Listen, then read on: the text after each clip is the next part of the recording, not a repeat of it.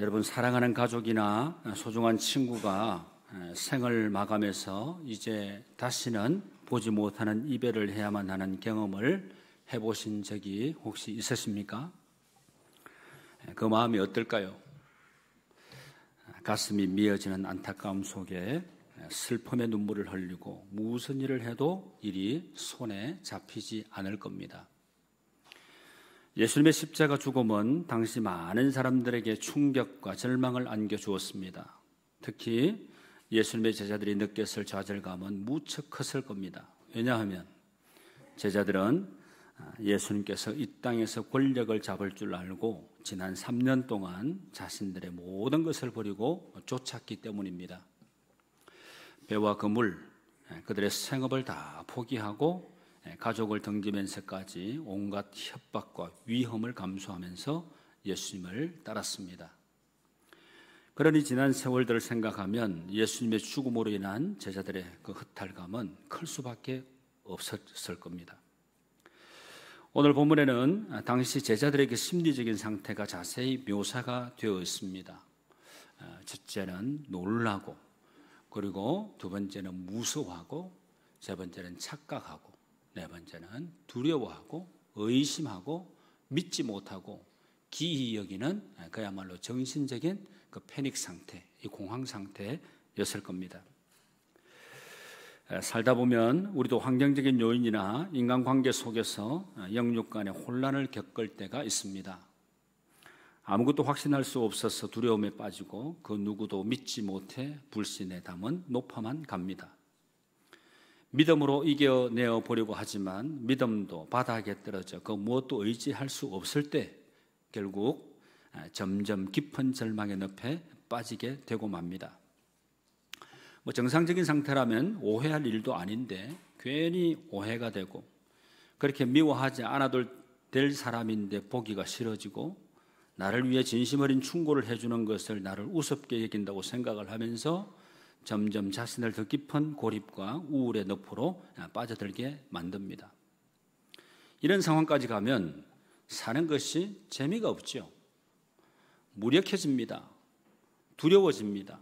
의심의 눈초리만 계속 더 날카로워지고 맙니다. 그런데 오늘 본문을 보면 예수님과 이별을 한 제자들은 기쁨이 충만하여 하나님을 찬송합니다. 그들에게 무슨 일이 일어난 걸까요? 부활하신 주님께서 제자들에게 다시 찾아오십니다. 그들을 향한 특별한 계획이 있었기 때문입니다. 그들을 회복시켜 믿음을 가지게 하고 또 기쁨을 가지게 하고 소망을 가지게 한 후에 사명을 부여해 주시기를 원하셨습니다. 그리고 그 결과 주님은 하늘로 승천해 가셨지만 사명을 받은 제자들은 예루살렘과 온 유대와 사마리아와 땅끝까지 복음을 전하는 주님의 증인이 되었습니다. 주님이 어떻게 그들을 부활의 증인으로 부르시는지 우리가 살펴보면서 오늘 우리도 주님이 기뻐하시는 증인들로서 하나님의 영광을 나타내기를 소망합니다. 먼저 부활하신 주님이 나타났습니다. 엠마오로 가던 두 제자들이 부활하신 주님을 만난 감격 속에 다른 제자들이 남아있는 예루살렘으로 돌아왔습니다. 예수님이 다시 사셨어. 우리가 두 눈으로 직접 보았어. 신이 나서 이야기들을 합니다. 그런데 예루살렘에 있는 제자들은 여전히 주님의 부활을 믿지 못합니다. 이때 예수님이 그들 중에 나타나셨습니다. 요한복음 20장 19절 말씀에 따르면 제자들이 유대인들을 두려워하여 모인 곳에 문을 닫아 두었는데도 불구하고 예수님이 방 안으로 들어오셨다. 이렇게 말씀을 합니다. 부활하신 예수님은 우리와 같은 육신이 아닌 신비한 모습으로 변화된 것을 보여줍니다. 그런데 예수님을 본 제자들은 너무 놀라서 두려움에 떱니다. 주님의 음성을 듣고 눈으로 보지만 그분이 살아서 그들 앞에 서 계신다는 사실이 믿어지지 않았기 때문입니다. 혹시 우리가 유령을 본 것은 아닐까? 그러면서 벌벌 떠는 제자들에게 주님이 말씀하시기를 어찌하여 두려워하며 어찌하여 마음에 의심이 일어나느냐. 그들의 믿음 없음을 책망하시는 거죠. 자신이 참으로 십자가에 못 박혀 죽었던 그 예수이고 또 영이 아니라 육신을 가진 완전한 사람임을 보여주기 원하십니다. 그래서 못자국 난 이 손과 발을 보라 그랬습니다. 그리고 자신의 육신을 직접 만져보라 그랬습니다. 이 영체는 살과 이 뼈가 없지만 자신의 몸은 그들이 직접 만져볼 수 있는 것처럼 살과 뼈를 가지고 있다 하십니다. 아직 의심의 그림자가 제대로 거치지 않은 상태에서 예수님은 더 확실한 증거를 보여주기 위해서 먹을 것이 있는지 물어보십니다. 그들이 구운 생선 한 토막을 드리자 예수님은 그들이 보는 앞에서 잡수십니다. 자신의 몸은 유령체가 아니라 제자들이 만질 수 있는 실제 하는 육체임을 입증해 보이신 거죠. 제자들은 더 이상 예수님의 부활을 의심할 수가 없었습니다. 부활하신 예수님의 임재와 말씀은 두려워하는 제자들에게는 평강을, 그리고 의심하는 제자들에게는 믿음을 주었습니다. 그리고 영광스러운 그 몸의 부활에 대한 소망까지 갖게 하셨습니다. 부활신앙은 과거의 그 실패에 얽매이지 않게 하고 현재가 전부인 것처럼 이 살려는 그 탐욕을 버리게 하고 불확실한 미래에 대해서 두려움을 떨치고 도전하게 만듭니다. 여러분, 주님이 주시는 평안을 누리고 계십니까? 평안은 주님이 주시는 것이고 두려움은 사탄이 주는 것입니다. 오늘 우리에게도 주님이 찾아오셔서 평강을 선포하십니다. 불안하고 낙심해 마음이 눌리게 될 때 평강이 있을지어다 말씀하신 주님의 음성을 기억하시고 늘 주님의 은혜와 사랑에 감사하시길 바랍니다. 그리고 두 번째는 주님이 사명을 부여해 주십니다. 제자들은 빈무덤과 여인들의 증언, 그리고 부활하신 예수님의 등장을 보고도 부활을 확신하지 못했습니다. 도리어 당혹스러워합니다. 엠마오로 가던 제자들에게 성경을 풀어주시면서 마음을 뜨겁게 하셨던 것처럼 예수님은 나머지 제자들에게도 마음을 열어 성경을 깨닫게 해주십니다. 그러니까 흔들리는 믿음을 말씀 위에 세우시려는 거죠. 모세의 율법과 이 선지자의 글과 이 시편은 구약 성경을 가리킵니다. 그러니까 예수님은 구약 성경 가운데 자신을 가리켜서 기록된 모든 것이 이루어져야 된다 이렇게 말씀을 하십니다. 예수님이 전하시는 메시지의 핵심은 무엇입니까? 예수님이 우리의 죄를 대신 지고 고난을 받으신 것, 그리고 제3일에 다시 살아나신 그 구원의 소식, 즉 십자가와 부활의 복음을 모든 족속에게 전하는 것입니다. 그리고 그의 이름으로 죄의 사함을 얻게 하는 회개가 예루살렘으로부터 시작될 것을 말씀하십니다. 여러분, 예루살렘이 어떤 성입니까? 역사적으로 회개하고 하나님께로 돌아오세요 하고 외쳤던 구약의 선지자들, 이 예언자들이 그렇게 외쳤는데도 불구하고 그 말씀에 순종하지 않고 오히려 선지자들, 예언자들을 핍박하고 죽이기까지 한 그 성, 바로 예루살렘 성입니다. 하나님의 아들이신 예수님까지 십자가에서 죽도록 한 유대인들이 살고 있는 성입니다. 그런데 하나님은 바로 그 죄악과 반역의 도성에서부터 생명의 복음, 구원의 복음을 전할 것을 말씀하십니다. 여기에 택하신 백성들을 향한 하나님의 사랑이 잘 나타납니다. 예수님은 제자들이 그리스도의 그 십자가와 부활의 복음을 전할 증인이라고 하십니다. 그러면서 하나님 아버지께로 올라가시기 전에 그들에게 필요한 것을 주실 것임을 분명히 하십니다. 아버지의 약속하신 것, 바로 보혜사 성령님을 가리킵니다. 그들을 예수님의 증인으로 만드는 것은 그들의 강력이나 그들의 어떤 강력한 무슨 권세나 경력이나 경험이나 이런 것들이 아니라 그들에게 능력을 부어주게 될 성령이기 때문에 그렇습니다. 하나님은 이미 구약 성경을 통해서 믿는 자들의 마음속에 그 자신의 성령을 보내겠다고 약속을 하셨습니다. 이 대표적인 성경이 바로 요엘서의 말씀 아닙니까? 이 약속은 오순절에 실제적으로 이루어졌고 이후로 계속 믿는 자들 가운데 이루어지고 있는 사실입니다. 그 약속을 이루기 위해서 제자들은 예루살렘을 떠나지 않고 머물러야 했습니다. 예수님의 부활은 고난과 죽음의 장소인 예루살렘을 생명과 구원의 도성으로 바꾸어 놓았고 의심하며 두려워하는 제자들을 주님의 증인으로 바꾸어 놓았습니다. 이제 죄와 사망에서 자유하게 하는 그 주의 복음은 예루살렘에만 국한되지 않고 모든 족속에게 전파될 것입니다. 우리는 부활하신 그리스도의 증인입니다. 예수님께서 갈릴리에서 하나님의 복음을 전파하시는데 때가 찼고 하나님 나라가 가까웠으니 뭐라 그럽니까? 회개하고 복음을 믿으라, 그렇게 말씀하셨습니다. 구원의 단계가 나오는데 구원의 첫 번째 단계가 뭡니까? 회개하는 겁니다. 회개, 바로 이 말은 헬라 원어로 메타노이아 하는 말입니다. 메타노이아 하는 이 말의 의미는 마음의 변화입니다. 그러니까 이 회개는 죄로부터 자신을 돌이키는 겁니다. 다시 말하면 세상을 향하여 가는 인생이 이제는 돌이켜서 하나님을 향하여 가는 것을 말하는 거죠. 그리고 회개는 자기가 지은 죄를 하나님 앞에 낱낱이 고백하고 뉘우치는 것을 말하는 것입니다. 그런데 회개만으로 구원을 받을 수 있습니까? 아닙니다. 믿음이 있어야 구원을 받게 됩니다. 바로 이것을 이 로마서, 이 교리서신이라고 하는 로마서에서는 이 주제가 바로 그겁니다. 이신칭의 아닙니까? 이신칭의. 그러니까 믿음으로서만 의롭다함을, 칭함을 받을 수가 있다.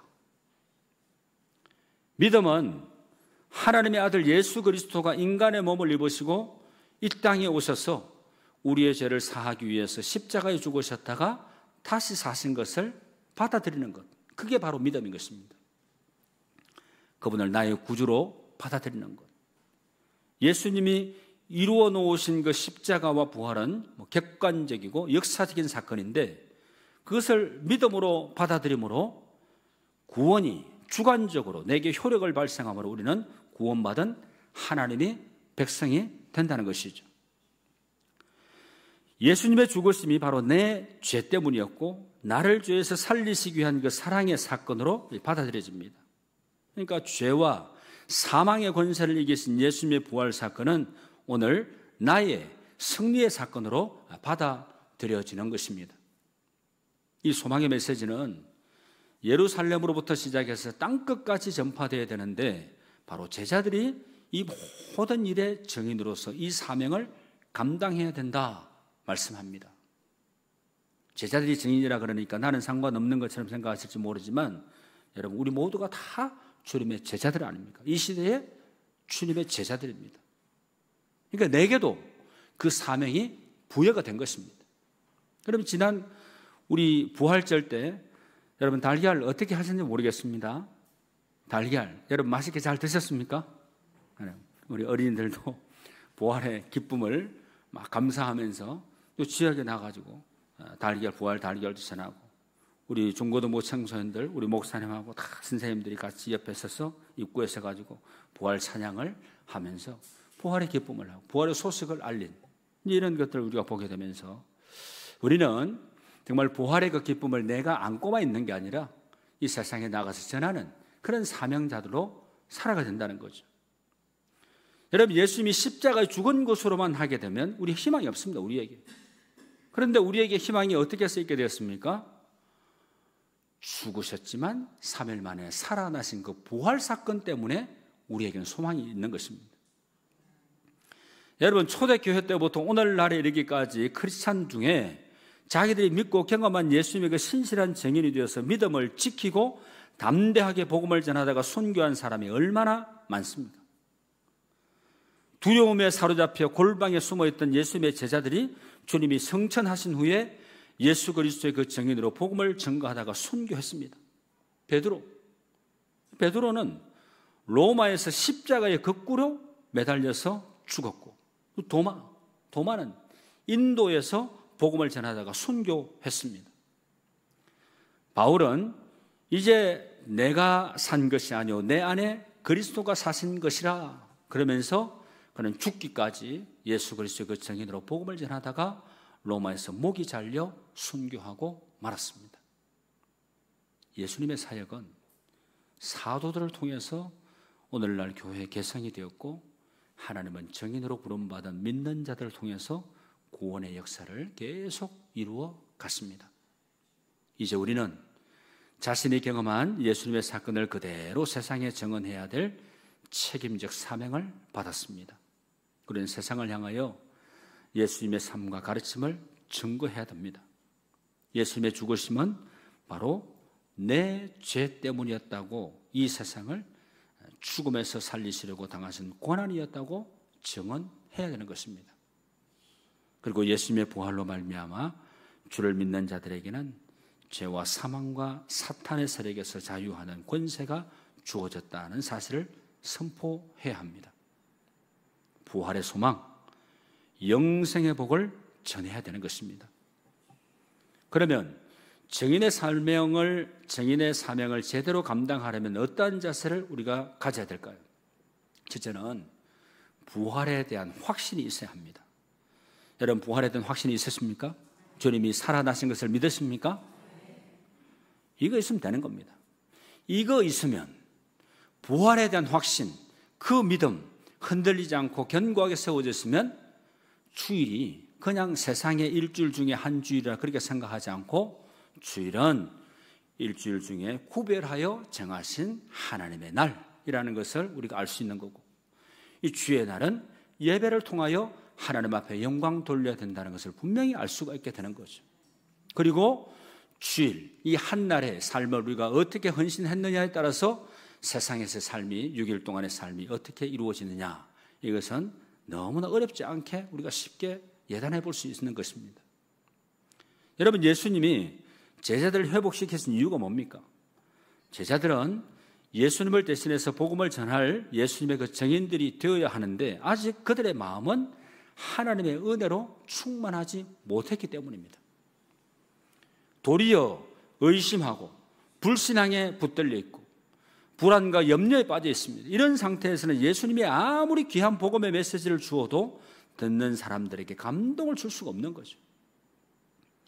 마찬가지입니다. 예수를 믿어도 아직 치유되지 않은 옛 사람의 잔재들이 우리에게 남아있다면 주의 일을 하면서도 그 잔재들로 인해서 다른 사람들에게 상처나 나쁜 영향을 끼칠 수밖에 없는 것입니다. 하나님의 일을 하는 것보다 중요한 것은 먼저 하나님의 사람이 되는 것입니다.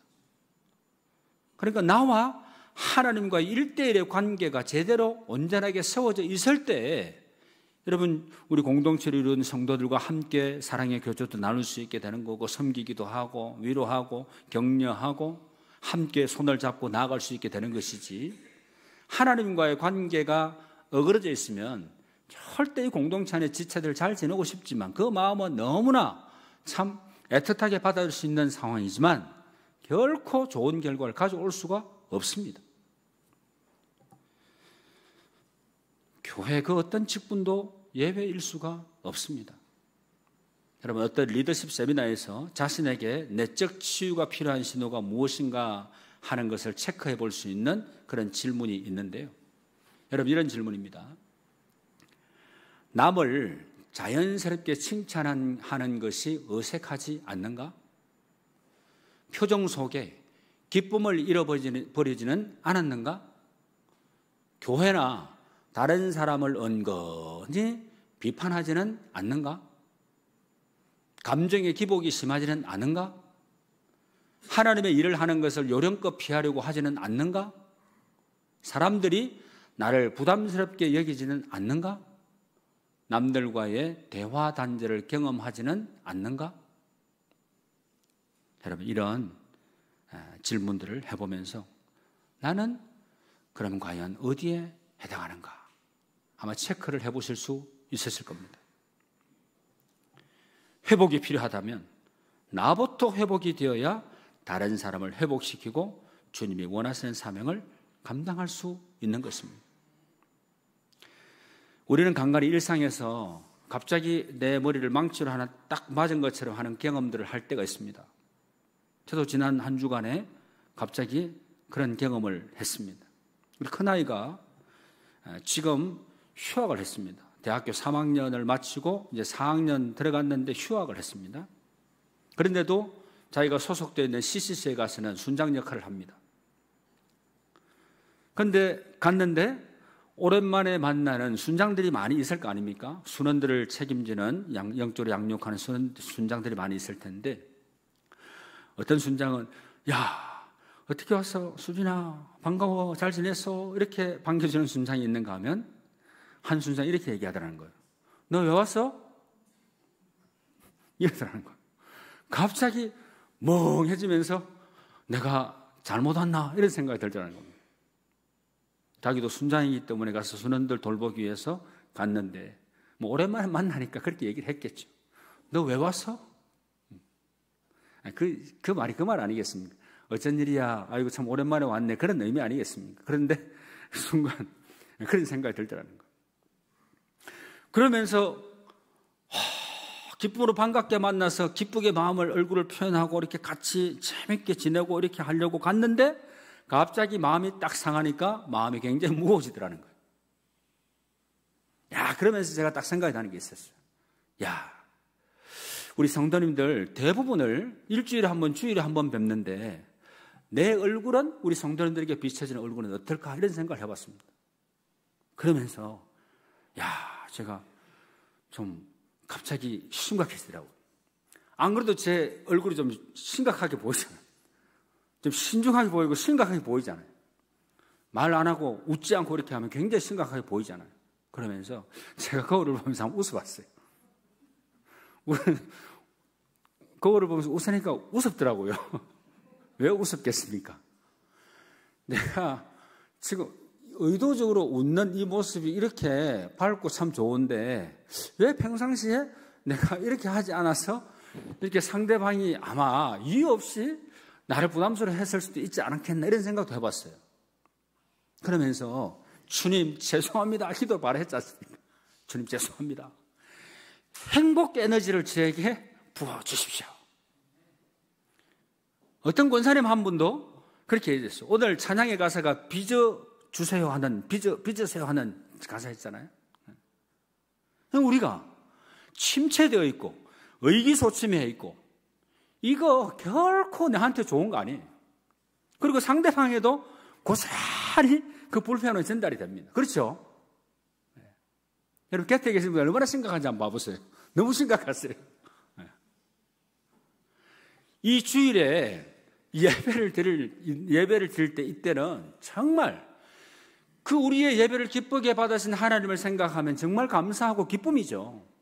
그러면 심각하게 얘기 아니라 기뻐하면서 여러분 훈련해야 돼요. 훈련해야 되겠더라고요. 네. 그래서 저도 그걸 가끔 이제 보게 했어요. 물론 뭐 항상 보지만 뭐 머리 단정하게 하기 위해서 무슨 뭐 이렇게 하기 위해서 보니까 외모를 잠깐 보기 위해서 하는 거지만 제 얼굴 표정, 밝기 이것을 보기 위해서라도 자주 보기로 했습니다. 여러분들 좀 자주 보시면서 내 용모가 내 얼굴이 정말 환한지 상대방이 봤을 때 부담스러워하지 않는지 이런 얼굴이라면 훈련을 좀 하시는 게 좋을 것 같아요.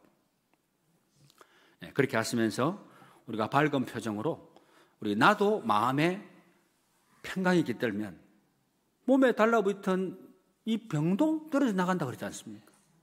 염려와 걱정도 다 내려지게 되고 침체된 우리의 육신적인 삶이나 영적인 삶도 부흥하는 놀라운 역사가 일어나게 될 줄로 믿습니다. 제가 그런 뭐 별것 아니지만 애가 들어오면서 하는 얘기를 딱 들으면서 그 순간 바로 생각이 드는 거예요. 예. 여러분 회복이 필요하다면 내가 새로워지기를 원한다는 그런 마음이 있다면 나로부터 회복이 되어야 다른 사람을 회복시킬 수가 있고 주님이 원하시는 사명을 감당할 수 있다는 것을 여러분 믿으시길 바랍니다. 여러분 그리고 두 번째는 말씀의 토대 위에 우리가 확고하게 서야 됩니다. 제일 중요한 게 말씀 위에 견고하게 세워지는 겁니다. 예수님이 성천하시기 직전에 제자들에게 주신 마지막 선물은 마음을 열어서 성경을 깨닫게 하는 것이었습니다. 예수님은 당신의 증인이 되기 위해서는 견고한 부활의 확신 위에서 말씀에 대한 계속되는 체험이 있어야 하기 때문입니다. 제자들은 구약 성경을 예수 그리스도의 시각에서 보는 법을 배웠습니다. 구약은 단순히 이스라엘의 역사가 아니죠. 그리고 복음서는 또 어떻습니까? 단순히 예수님의 그 전기적인 이야기가 아닙니다. 신구약 성경의 주인공은 누구십니까? 예수님이세요. 성경은 구원에 이르는 책입니다. 그래서 구약은 앞으로 오시게 될 메시아에 대해서, 그리고 신약은 오신 예수님, 그리고 다시 오실 재림주 예수님에 대한 그런 예언의 책입니다. 예수님은 말씀이 육신이 되어 우리 가운데 거하신 하나님이십니다. 말씀이 육신이 되었다는 것은 그리스도가 정말 참 사람이었고 실제로 육체를 가지고 있었다는 것을 뜻하는 겁니다. 예수님은 듣고 볼 수 있었을 뿐만 아니라 만질 수도 있는 그런 존재였습니다. 예수님은 태초부터 있는 분이고 아버지와 함께 계시던 영원한 생명입니다. 우리도 그 말씀을 꽉 붙들어야 됩니다. 날마다 말씀을 묵상하고 말씀을 배우고 서로 나누게 될 때 악하고 험한 세상에서 흔들리지 않는 확신으로 십자가와 부활을 증거하는 삶을 살 수 있게 될 줄로 믿습니다. 그리고 세 번째는 성령의 기름 부으심이 있어야 됩니다. 영성이 깊은 사람은 어떤 사람입니까? 여러분, 우리가 지난 우리 고난주간도 보내고 부활절을 맞이하고 있는데 주님의 십자가 고난의 영성이 깊어지게 해주십시오, 이 기도였거든요. 자기 힘을 빼고 하나님의 힘이 들어와서 역사하는 사람이 영성이 깊은 사람입니다. 하나님의 능력을 받을 때 인간적인 계산으로 힘들게 여겨지고 심지어 불가능하게 여겨지는 것도 가능하게 됩니다. 그래서 예수님은 제자들을 십자가와 부활의 복음을 예루살렘으로부터 모든 족속에게 전파하는 증인으로 삼으셨습니다. 이제 부활의 복음에 대한 확신을 가지고 지상명령에 헌신하려는 제자에게 필요한 것이 뭘까요? 바로 성령의 능력입니다. 이제 누구를 보내고 무엇을 전해야 되고 어디로 가야 하는지 성령께서 세우시고 성령께서 도와주시고 성령께서 인도하시는 겁니다. 여러분, 지금은 성령의 시대입니다. 여러분, 행복하십시오. 성령 충만하십시오. 여러분, 이 인사보다 더 좋은 게 없다고 생각합니다. 행복하고 성령 충만하고 그러게 될 때 하나님의 마음을 감동시켜 드린다 그러면 그 인생은 가장 복된 인생이라 할 수 있는 것입니다. 하지만 주님의 뜻이 이루어지려면 그들의 경력이나 믿음이 아니라 그들에게 부어질 성령의 능력으로 가능한 거죠. 그래서 예수님은 제자들에게 성령 충만을 받기 위해서 예루살렘에 머물라 이렇게 명령하셨습니다. 성령의 권능을 받는 제자만이 예루살렘으로부터 온 열방에 이르기까지 주님의 복음의 증인이 될 수 있기 때문에 그렇습니다. 예수님의 증인으로 부름받았을 때 그 부름받았음을 깨달았다면 이제 성령께서 권능 주신 것을 사모하며 간구하시길 바랍니다. 성령은 진리의 영이시기 때문에 성령 충만할 때 말씀을 제대로 깨닫고 전할 수 있습니다. 낙심하고 좌절할 수밖에 없는 상황에서도 담대하게 주님의 일을 감당할 수 있는 것입니다. 삶의 열매가 나타나고 주님께 절거히 헌신할 수 있게 되고 함께 우리가 손을 부여잡고 합력해서 선을 이루어낼 수 있게 되는 것입니다. 예루살렘 초대교회는 무리들이 한자리에 모여서 한 마음으로 전혀 기도의 힘섬으로 성령 충만함을 받고 시작된 교회입니다. 그렇기에 그들의 간증에는 힘이 있었고 또 그들의 사역에는 풍성한 열매가 있었습니다. 불과 바람으로 임한 오순절 성령 강림의 역사가 우리 주사랑교회에도 꼭 임할 수 있게 되기를 주님의 이름으로 축원합니다. 말씀을 뵙겠습니다. 예수님은 제자들에게 부활을 확신하게 하시고 제자들이 이제부터는 십자가와 부활의 증인이라고 선언하셨습니다. 여러분, 48절 49절 말씀 다 같이 읽겠습니다. 시작. 너희는 이 모든 일의 증인이라. 볼지어다 내가 내 아버지께서 약속하신 것을 너희에게 보내리니 너희는 위로부터 능력으로 입혀질 때까지 이 성에 머물라 하시니라. 아멘. 주님은 제자들이 복음의 정의라고 말씀하시면서 한 가지를 약속해 주셨습니다. 그것은 바로 위로부터 주시는 능력입니다. 바로 성령의 강림하심입니다. 오늘 우리도 예수님의 제자들이고 복음의 산 증인들입니다. 이 시간 부활의 은총으로 주님의 증인된 우리에게 성령이 임하셔서 권능을 받고 증인의 삶을 충실히 살아내시기를 우리 주님의 이름으로 축원합니다. 기도드리겠습니다. 하나님 아버지, 주님은 오늘도 우리를 1대1로 만나주시기 위해 찾아오시고 구원해 주셨습니다. 감사드립니다. 예수 그리스도께서 부활하시어 조용히 사역하신 그 내용의 진리를 저희들이 깨닫고 우리에게 주신 사명을 충실히 하나님 사역에 나갈 수 있도록 도와주시옵소서. 저희들에게 성령님의 능력으로 덧입혀 주사 주님을 인격적으로 만나게 하시고 말씀의 확신 속에 부활의 주님을 증거하게 하여 주시옵소서. 예수님의 이름으로 기도하옵나이다. 아멘.